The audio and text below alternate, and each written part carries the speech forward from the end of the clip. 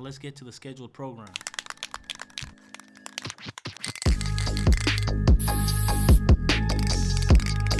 Welcome, hip-hop fam. This is the Lost Element brought to you by Hippie, where we hear from the real defenders of the culture.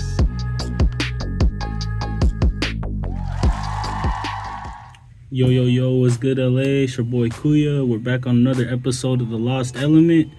You know, today we got another special guest, real defender of the culture. Y'all probably seen him up. Bombs in the yards, trains, walls. Probably seen some scribes out there. But without further ado, how we do it here on this show? What you write, my boy? Alright, Droe, 420K, bro. That's right. You know, the first question I like to start off with is just tell us a little bit where you grew up and how you got into graph. I grew up in like the Harbor area. You know, kind of grew into graph. It was just like probably all the people around me and stuff like that since like middle school, stuff like that. A lot of older people influenced me into it too. That was off the porch before me, you know. That's right, bro. You said like you brought up like some of like the older folks who you seen were doing it. Like before you even jumped into the game of graph, like what were some names that you saw that made you like want to do graph?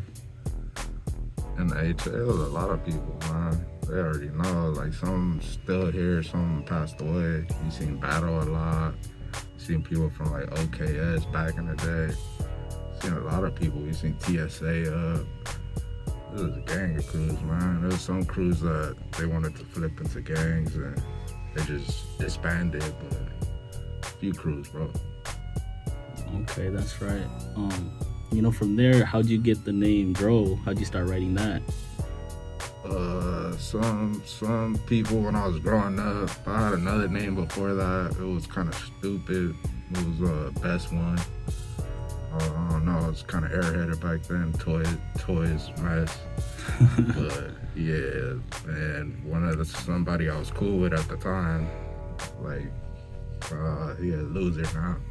But yeah, he was cool. I was cool with him at the time. He just gave me the name Droe. Like, hey man, you can be Droe.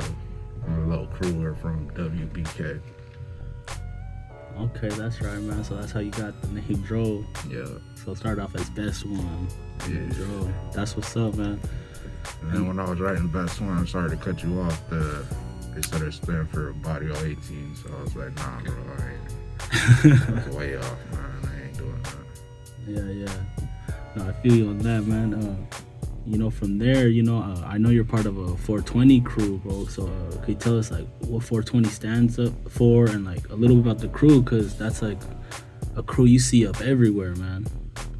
Yeah, 420, it stands for a lot of other stuff, but you know, I really can't say all that. But you know, it stands for the majority. Everybody know what 420 means. Yeah. But yeah, it's a lot of hard work, blood, sweat, and tears with that, man. Over 10 plus years in there, man. Still holding it down. Yes, sir. How did you get into the crew 420? When I was growing up, it was like a gang of us. We just used to hang out a lot and just, you know, kick it a lot, do a lot of stuff. And I was from some crew called FTS at the time. And they were doing their thing and stuff, and they kind of, you know, started doing their separate ways. And I was mainly hanging with 420 at the time, so they were like, roll up, man, get in the crew. And ever since then, holding it down. A lot of them people that I jumped in with, they're not from it. Some, you know, grew up, had kids and stuff like that. Some went in other crews, but nah, I ain't doing that, man. Yeah, most definitely, bro. Man, next one I got for you, man, is like, man, you brought it up, like, when you were writing your previous name, you said, like, you know, first you were, like, kind of toy, but, like, how'd you develop your style? Because, like, I've seen you had some dope, like, straight letters, you know, throwies. So, like, how'd you develop your style and graph? You're gonna learn, bro. Everybody's gonna be toy, dog. You just gotta practice and learn, man. It ain't too hard to practice and just learn. Yeah. Just stay focused, man. Just do your thing, man. I used to practice in old algebra books from high school, middle school, all that. I'll take them home. I'll just any type of marker I find, man. I'll just be in the room going at it. And after a while, you just learn, bro. Yeah, that's what's up, man. Like something I noticed, it's like a reoccurring topic with people who've like been writing for a while. They always say like hit them books, practice. Yeah, you know, like practice before makes you perfect, touch bro. the can, you know. Yeah, bro. Practice makes perfect, bro. If you don't practice, man, you ain't gonna get nowhere. Yeah, that's And right. then after a while, you can get that muscle memory. Your hands are gonna just always know what to do. Like, all right, put this letter together. If I'm gonna write all my letters, higher case and then lower case, you know, switch it up, write backwards, you know, just play with your letters. Yeah, most definitely, man. Like, can you walk us through that creative process, bro? Like, when you go like hit up a spot, like, how do you come up with the ideas? Like, is it from that muscle memory, or do you have like a sketch in mind when you go bombing? It kind of matters the spot you're gonna hit. If you're gonna hit some janky wall or something, you want to come correct or probably do a little throw up or something like that. But it's just all the type of wall, that surface you're writing on. Okay. Because some surfaces eat your can up. You'll be there for days if you don't have the right spray cans and stuff like that. Yeah, most definitely, man. But you learn, bro. That's the thing. You're gonna learn, dog. You be toy as heck, man, and people will cross you out, call you toy, but that's how you gonna learn, bro. And then you're always gonna have problems with other people because everybody ain't gonna want to see you win, bro. Yeah. Man, when you said like some surfaces will eat your can, bro, like man, like I experienced it with like a certain type of wood or certain type of brick. Like you gotta go over that feel again and outline. It's like a sponge, bro. Yeah, I've seen the tricks where people put a primer over it and then they go over that.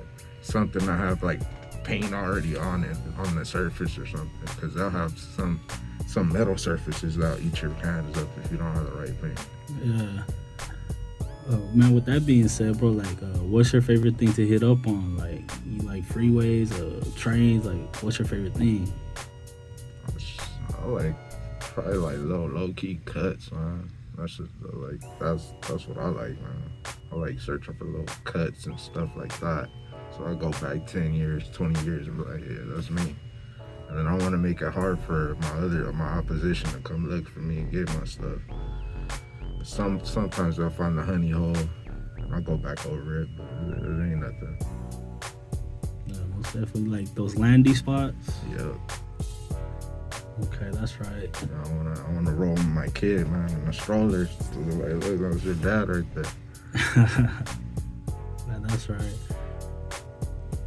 Yeah, man, with those landy spots, bro, like, you know, you got the tunnels, like how you said, like just the cuts, bro. It could be anything too. You could just be a street tagger. It could be right there for years. Oh yeah, okay, like the placement, yeah. It could be placement, and then you gotta know where to write at. You can't just write it everywhere all the time. It's gonna get buff. Yeah. Hey, can you talk about that a little? Cause I noticed like you know, yourself and other writers, like there's spots that like they're in the open, but like not in the open, if that makes sense. Like it's a good spot where it'll like rock like that. Like how do you get the eye for finding those spots where it'll rock?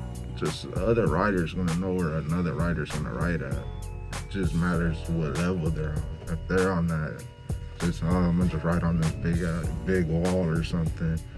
Everybody's gonna see it, yeah, but it's gonna get buffed in like 2 days. Like you see that little rusty pole in the cut right there, that nobody might see it in a while, but other writers gonna be like, damn, that's a nice little tag right there, and that fool got it already. Yeah. And you gotta respect too. If other people have spots like that, you can't go over them, bro. Even if it's faded as hell, man. You gotta know your history and this stuff. Yeah, most definitely. You brought that up. Like even if it's faded, like you gotta know your history and like the rules. Like, yeah, man. So like, what are the rules? It's a lot of politics in this stuff too, man. Yeah. It's a little pamphlet, you know, little like rules you gotta go by. And other people, like new people that jump into it, they don't really know. It's like, I don't know if the people they write with don't teach them that or what, but some of these people just don't know. Yeah, I feel you. Like, what are like some basic rules that like you feel like people should just know about this game, like the graph game? Well, of course you're gonna know your heavy hitter Krews. You're gonna always know them. And the heavyweights, you're gonna know them for sure. Like, you know not to go over them, because you ain't got lives, bro, in this game. Trying to go at it with a heavyweight crew. Then you got your middleweight crews, your low weight crews. You got your crews that stay around for years, man. They just still pushing, bro. But you got levels of crews, bro, and then like you can't really go over certain ones, because if you go over certain ones, it's alliances in that. And it's other little crews that look up to them bigger crews, and they'll wipe you out, bro. It's crazy, bro. There's a lot of ladders and levels, politics to it. It gets vicious, man. Yeah, man. Man, the next one I asked for, like, you brought up like the landy spots, like, and how you say like writers have an eye for the spot. But when you get a spot, like, who's it there? Who you put it up for to see? Is it just for the writers, or? It's for anybody to see it, man. Anybody. It could be a homeless dude sleeping right there, man. He's seen it. Yeah. You're like, damn, this guy Droe is right here. 420. It don't even matter. Like, to me, anybody can see it. If they can't buff it, man, and they just see it right there, it's part of them now. Part of their little painting or something. Most definitely, bro. So with that, like, why do you do graffiti? It's just, that's the lifestyle I chose, bro, when I was younger, man. That's what everybody do. Like, certain people want to do it, and they just can't hang with it. They just let it go, like, oh, nah, I grew out of it, and stuff like that. But you just gotta keep it pushing, man. Just don't even think about it. Just keep it pushing to the casket, bro. Like, it just runs deep in me, man. Like,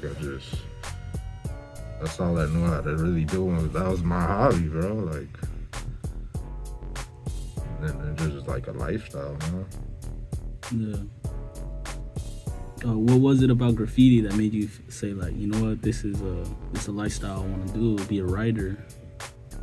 Man, back in the day, I used to think it was like Warriors, the game and stuff. Like, oh man, this is like the Warriors. Heck no, it ain't like Warriors, man. Hey, that game was tight though, Yeah. and the movie. Yeah, that's what I thought it was, but nah, man, it was way crazier than that, man. You seen the levels of it go through it. So like people having a little, I remember when they had little pocket knives, and yeah, everybody was like, oh man, he got pocket knife. Everybody was thinking they're tough, untouchable. Then people had butterfly knives. Like, oh man, dang, like he got butterfly knife, he's flicking it around, and then next you know you had the brass knuckles coming, like dang. And next you know you have the little firearms start coming in, fools coming with the little baseball gloves, and oh man, like it just start going up. And then you have the little mini bats. It's crazy, bro. Yeah, man. Man, it's funny you say that. You brought up the Warrior game. Like, I remember there's a game. It was called like Getting Up. It was like an Echo graffiti game. Mark Echo game. I remember that game too. I remember when that game came out, I was like still a kid, and like, you know, I knew people who wrote, and I was like, oh, this is dope.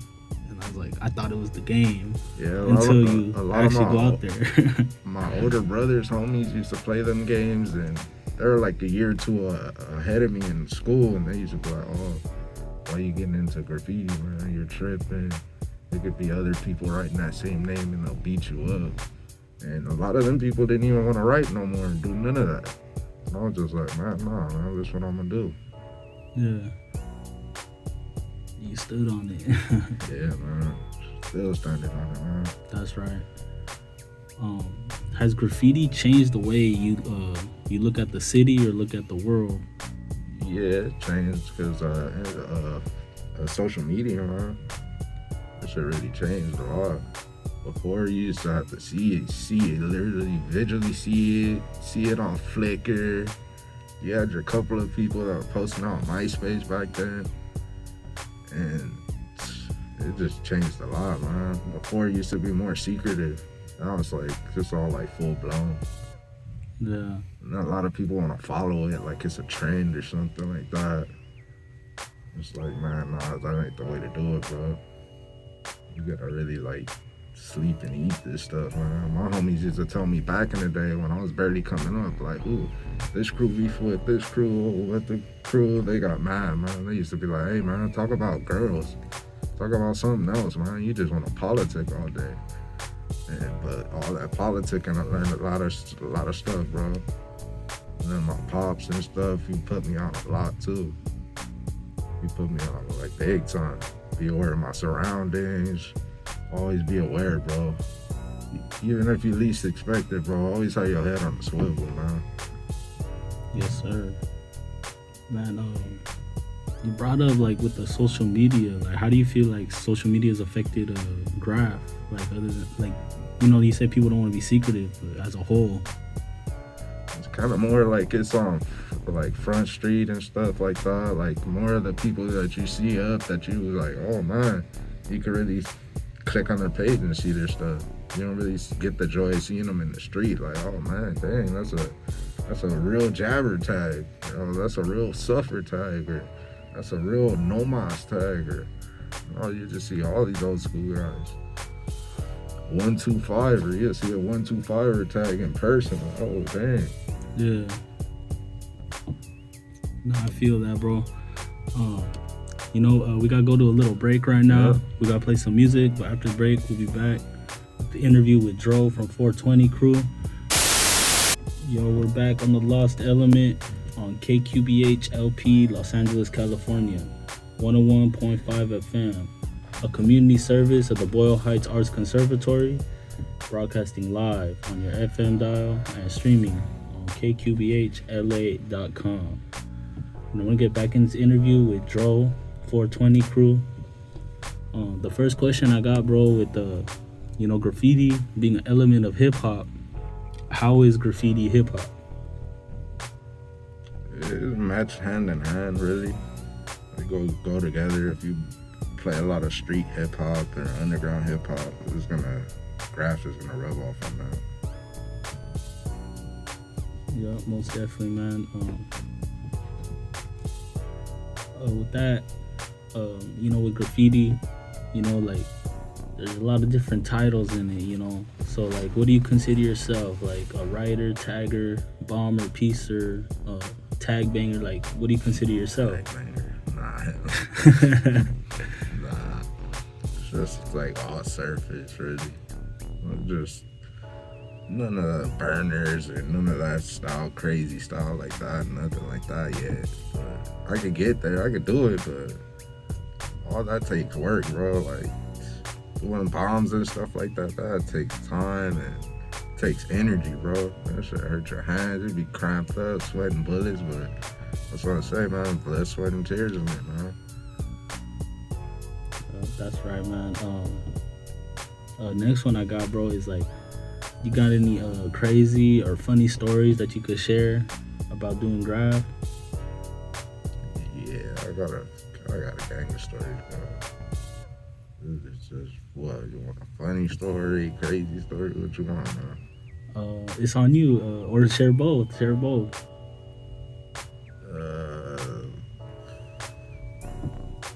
Crazy one is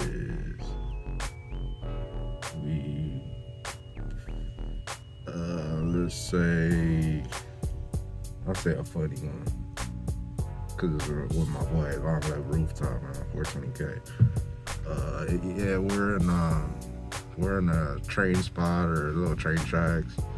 We're pre-gaming before we go on the train tracks, and we see a little like, I thought it was a skunk, and it was just like moving like a skunk, bro. Like, I was like, man, what the heck? That's a skunk. And literally we started chasing it, and it just kept moving like a skunk, and like we pre-gamed it pretty hard, man, and it was just a black bag, bro, and the wind was just blowing it, and we were like all amazed, like, it's a skunk. He's like, why you chasing it? I'm like, man, it's a skunk, bro. Look, this shit. He's like, nah, bro, don't chase it. I'm like, nah, man, we gonna find out. I'm recording it. It's a black paper bag with holes in it, and the wind just blowing it. Like, the movement, bro, looked like a skunk, bro. And crazy story, we did some dumb stuff when we were younger. Got into like a elementary when we wasn't supposed to be in there. And my boy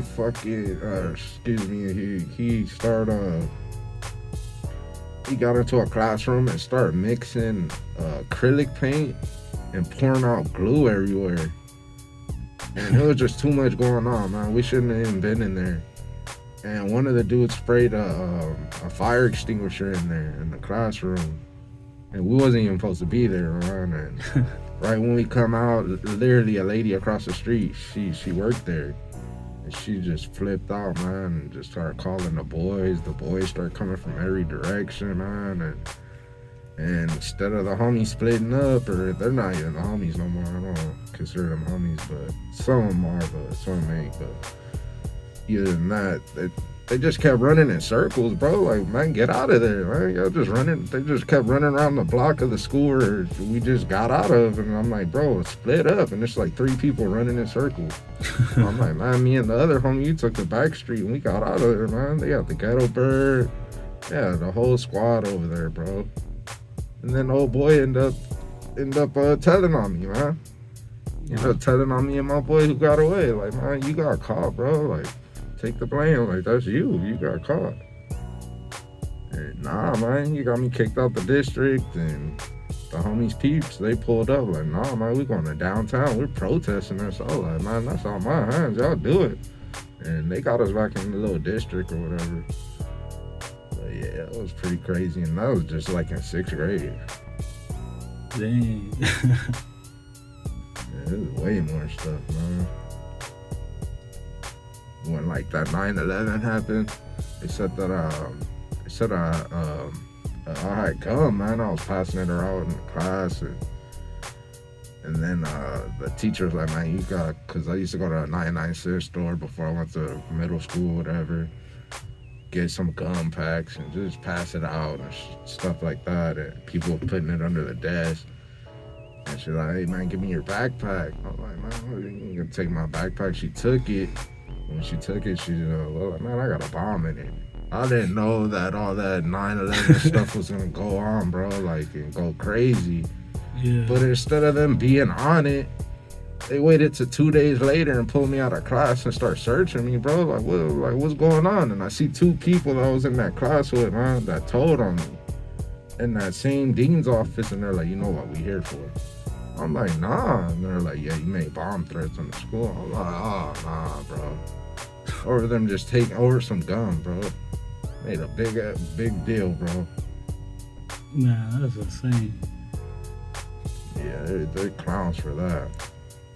What is this? I don't know, like, the school thinking a kid could make a bomb in his backpack. But like 2 days, I could see that same day, bro. Like, you give me the same day, like, all right. But y'all wait 2 days later? Yeah. And then I try to retaliate and go back to the class all pissed off, man. And yeah, they have to escort me out of there, man. Oh, man. Man, the next one I got is, what is graffiti? Like, what you mean, what it is? Like how would you define it? Like, what is it? Like, the definition of it? Like, to you, like, what is graffiti, you know? That's like a part of me, man. That's right. I lost like half my vision, man, from scribing and stuff like that back in the day. I used to scribe all day, bro. I used to go to restroom. I got metal, tile all in my eye and stuff, man. That's just no joke. Yeah. And then we used to have phases with that, man. When everybody had a scribe, use them, man. Yeah. Even people used to use them as weapons, bro. And then, like, all the rich people at the time, they had the little crazy scribes, and me and the homie, we were getting ghetto scribes from the Home Depot, bro. Yeah. Throwing drill bits on pins. Yeah. What do you consider graffiti? Is it vandalism or art? It's art, man. That's right. All that vandalism stuff. Vandalism is all types of stuff, bro. You could be breaking a window. That's vandalism. You could be breaking somebody's property, that's vandalism. So vandalism can be anything, bro. It can't just be like, yeah, you're writing on something, yeah, but vandalism could be you breaking a window, messing somebody's property up, that's vandalism. You have to pay restitution for it. Yeah. So graffiti is art. Yeah. I agree. Next one I have, man, is like nowadays, like you brought up social media, but then if you look at like brands, video games, like how do you feel about like the commercialization of graffiti? It's kind of all right. It's cool in some parts, and some parts it ain't. Like you get the more exposure to your little heavyweights and stuff like that. They'll come out in a video game and stuff like that. Or I've seen people that have programs where they could put their stuff on San Andreas or something in the background. Yeah. I'm pretty sure it's pretty technical with the little computer and stuff like that. But I've seen people do it. Yeah, that's what's up. There's like the commercialization of graffiti. Will that ever affect your approach on you, like when you go out there bombing? No, I don't really think of that, man. When I'm out there, I'm thinking about my surroundings, really. Because a lot of people be creeping up on you when you're doing stuff like that. Yeah. You don't want people behind your back when you're over there painting a straight letter or stuff like that, man. Because it get wicked, man. And there's a lot of wolves out here, man, and sheep clothing and stuff. They'll play friends at first, man, and they'll call people, set you up. I've seen it happen, bro. Like I've been in situations like that, where it's like things get wicked bad for real quick. Yeah. Man, with that being said, like, how would you describe like the graffiti culture in LA? It's hardcore, man. It's crazy. You go up, man.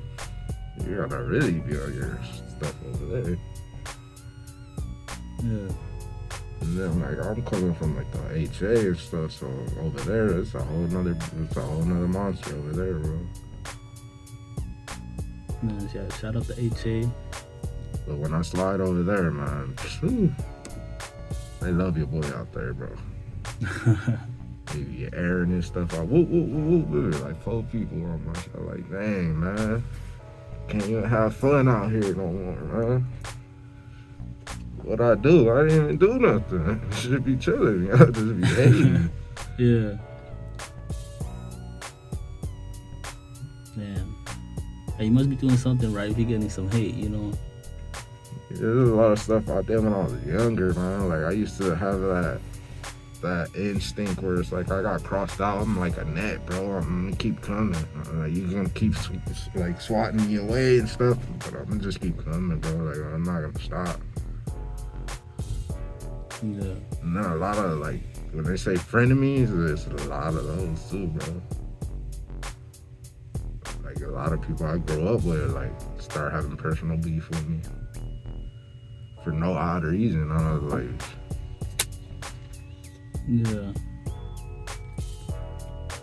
All right, man. The next one is the quick hitters, bro. The first one I got is what's your favorite brand of spray paint? favorite brand, I like Montana or something. It matters. If I'm painting with good paint, I'm gonna paint with good paint. If I'm painting with all rustos, I'm gonna paint with rustos. I might mix in like a Krylon, but they're watered down now. They're not like the same as back in the day. Back in the day, Krylons used to be stuff, but now it's like, nah. They got female tips on them. Yeah. You still could do something with it, but it changed, bro. You got 94s, you got hardcores, you got the little Big Dick brand they got over there. Big Dick's Hardware. Yeah, Gardena. Yeah, they got their little brand. You got all types of paint. For sure. So your go-to is the Montanas? It's something in that category, bro. bell toms or something. Yeah. You know how to get down with them. You can make some pretty good stuff, bro. You can get down with some sick stuff. Yeah, that's right. Oh, Next one I got, man, is who are your top 5 favorite hip hop artists of all time? hip hop artists? Yeah. Or musicians. It don't have to be just one genre. Okay, because I listen to all types of music. I listen to rock, old school punk rock, stuff like that, soft rock, hardcore, oldies. Listen to all types, but my favorite, I'll probably say Big L. I like Big L. I like Gucci Man, stuff like that. Cause I like a lot of drill rap and stuff like that. Like they get me in my zone. Like I get turned up on that. Okay. But yeah, I'd say like Big L, or like KZ or something. He's cool. Mob Deep. Who else? I said like 5, right? Yeah. And there's a gang of people, man.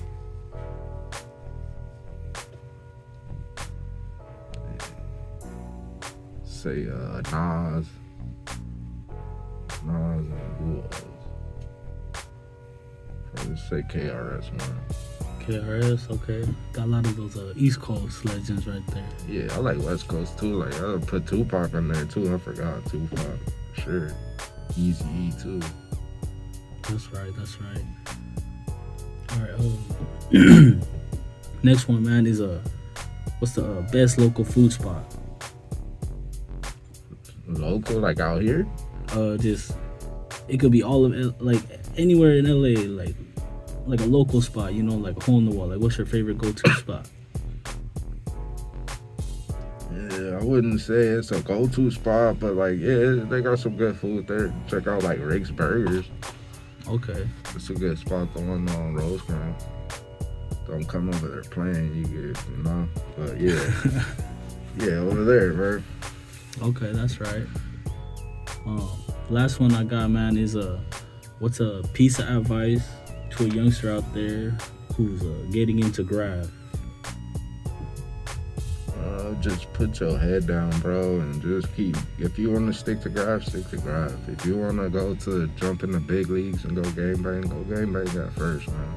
Or you want to get your feet wet in the little graph game, go ahead. But it's either one or the other. If you're gonna game bang or jump in the big leagues, might as well just jump. That's what they're doing nowadays. They're just skipping. Usually, you gotta put your name out there first, and they come get you. Now it's like, nah, I'm putting my name on that list. So yeah, it's crazy, bro.